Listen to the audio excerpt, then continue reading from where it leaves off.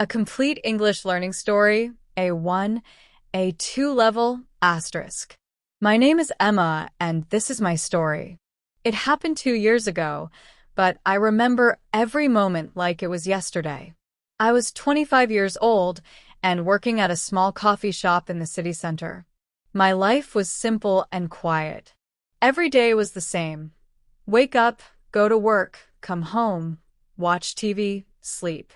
I was not happy, but I was not sad either. I was just living. It was a rainy Tuesday morning in October. The coffee shop was almost empty. Only two old men sat by the window, reading newspapers and drinking their morning coffee. I was cleaning tables when the door opened. A man walked in, shaking water from his dark hair. He was tall with kind brown eyes and wore a blue jacket that was completely wet from the rain. "Good morning," he said with a smile. "Can I have a large coffee, please?" "Black, no sugar." I looked at him and felt something strange in my heart. It was like a warm feeling spreading through my body. I had never felt this before. My hands started shaking a little as I made his coffee. "Here you go," I said, giving him the cup. Our fingers touched for just a moment, and I felt electricity. "Thank you," he said. "I'm David, by the way. I just moved to this neighborhood." "I'm Emma," I replied, feeling my face turn red. David smiled again. "Nice to meet you, Emma. I think I'll be coming here often." And he did. Every morning at exactly 8:30, David came to the coffee shop. We talked about simple things, the weather, his new job at the bank, my dreams of traveling. Each day, I looked forward to seeing him more and more. My boring life suddenly had color and excitement. After 2 weeks, David asked me a question that changed everything. "Emma, would you like to have dinner with me tomorrow night?" My heart jumped. "Yes," I said without thinking. "I would love that." Our first date was magical. We went to a small Italian restaurant near the river. David was funny and smart. He told me about his childhood in a small town, his love for old movies, and his dream of opening his own business someday. I told him about my family, my fear of flying, and how I wanted to write a book, but never had the courage to start. "You should write," David said, taking my hand across the table. "I can see it in your eyes. You have stories to tell." That night, walking home under the stars, David kissed me for the first time. It was soft and sweet, and I knew I was falling in love. The next few months were the happiest of my life. David and I spent every free moment together. We went to movies, took long walks in the park, and cooked dinner at my small apartment. He encouraged me to start writing, and I began working on a story about a girl who finds love in unexpected places. David was perfect.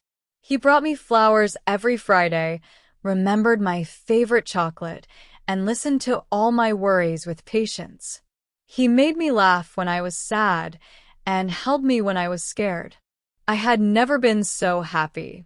But happiness, I learned, can be dangerous. When you are very happy, you stop looking carefully at things around you. It was a Saturday in March, 6 months after we met. I decided to surprise David at his apartment. I had a key because he gave it to me the month before, saying he trusted me completely. I bought his favorite cake and planned to cook his favorite meal, chicken with rice and vegetables. I opened his apartment door quietly, wanting to surprise him. But I was the one who got surprised. David was sitting on his sofa, and he was not alone. A beautiful woman with long blonde hair was next to him. She was wearing a white dress, and on her finger was a diamond ring. They were looking at wedding magazines together. "The church looks perfect, honey," the woman said to David. "Our wedding will be so beautiful." I felt like someone hit me in the stomach. I could not breathe. I dropped the cake, and it fell to the floor with a loud crash. David looked up and saw me. His face went completely white. "Emma," he said, standing up quickly. "This is not what it looks like." But I knew exactly what it looked like. The woman looked at me with confusion and then anger. "David, who is this girl?" she asked. "Sarah, please let me explain," David said to her, then turned to me. "Emma, please wait. I can explain everything." But I did not want to hear explanations. I ran out of his apartment, down the stairs, and into the street. I ran until my legs hurt, and I could not breathe anymore. At home, I cried for hours. I felt so stupid. How could I not know that David had another woman? How could I believe he loved only me? All those months of happiness now felt like lies. The next morning, David came to the coffee shop. I told my manager I was sick and hid in the back room. David waited for 2 hours, but I did not come out. He left a letter for me. In the letter, David wrote that Sarah was his ex-girlfriend. He said they were engaged 2 years ago, but he broke up with her because he did not love her anymore. He said Sarah came back last week, asking for another chance. He said he was confused and did not know how to tell me. "I love you, Emma," the letter said. "Not her. Please give me a chance to make this right." But I was too hurt to listen. I was too angry to forgive. I wrote him a letter back. "Love should be simple and honest. What we had was a mistake. Please do not contact me again." For the next month, David came to the coffee shop every day. He tried to talk to me, but I ignored him. Finally, he stopped coming. My life went back to how it was before, quiet and gray. But now it was also empty. I missed David every day, but I was too proud to call him. I finished writing my story, but it was sad and angry. Not beautiful like I had hoped. 3 months passed. Summer came, hot and bright, but I felt cold inside. One evening, my friend Lisa came to visit me. "Emma, you look terrible," she said. "You need to forgive David and yourself." "He lied to me," I said. "Did he? Or was he just confused and scared, like you are now?" Lisa's words made me think. Maybe David was not a bad person. Maybe he was just human, making mistakes like everyone does. That night, I decided to find David and talk to him. I went to his apartment, but a different person answered the door. "David moved away last month," the new person said. "He left this city." My heart broke again. I was too late. I asked at the bank where David worked. His old manager told me he moved to another city for a new job. She could not give me his address, but she said he asked about me before he left. "He seemed very sad," she said. "He really loved you, didn't he?" I walked home slowly, feeling empty and lost. I had lost David because of my pride and anger. Maybe meeting him was not a mistake. Maybe the mistake was letting him go. Weeks passed. I tried to forget David and move on with my life. I finished my story and sent it to a publisher. To my surprise, they wanted to publish it. My dream of being a writer was coming true, but I could not feel happy about it.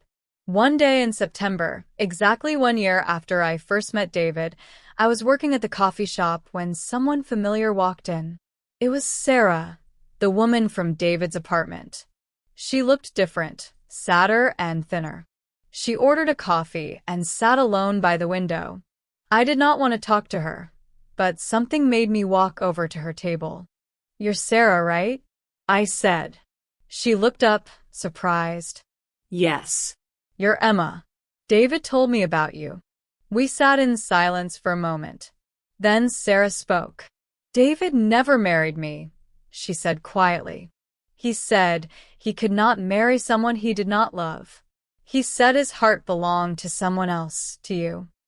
I felt tears coming to my eyes. "Where is he now?" I asked. "I don't know," Sarah said. "He left the city after you refused to see him. He was very hurt, Emma. He really loved you." After Sarah left, I cried at work. My manager sent me home early. That night, I made a decision. I would find David and tell him the truth, that I loved him too, and that I was sorry for being so proud and angry. I spent weeks looking for him. I called every bank in nearby cities. I searched on the internet. I asked friends to help me. Finally, a month later, I found him. David was working at a bank in a city 2 hours away. I took the train there on a Saturday morning, my heart beating fast with nervousness and hope. The bank was closed on Saturday, but I found his address. I stood outside his new apartment for an hour, trying to find courage to knock on the door. Finally, I knocked. David opened the door and stared at me like he was seeing a ghost. "Emma," he said, "what are you doing here?" "I came to say I'm sorry," I said, my voice shaking, "and to tell you that I love you." David looked at me for a long time without speaking. I was afraid he would close the door and tell me to leave. Instead, he pulled me into his arms and held me tight. "I never stopped loving you," he whispered. "Not for one day." We talked for hours that day. David explained everything that happened with Sarah. He told me how hurt he was when I would not listen to him. I told him how scared I was, how I felt betrayed and confused. "I should have been more honest with you from the beginning," David said. "I was afraid of losing you. And I should have listened to you instead of running away," I replied. "I was afraid of being hurt." We both made mistakes, but we learned something important. Love is not perfect. People are not perfect. But real love means forgiving mistakes and choosing to trust again. David moved back to our city the next month. We started over, but this time with more honesty and understanding. 6 months later, he asked me to marry him, and I said yes without any fear. Our wedding was small but beautiful. Sarah even came, and we became friends. She said she was happy that David found real love, even if it was not with her. Now, 2 years later, David and I have a small apartment near the coffee shop where we first met. I published my book, and it became very popular. David opened his own small business just like Heartbreak.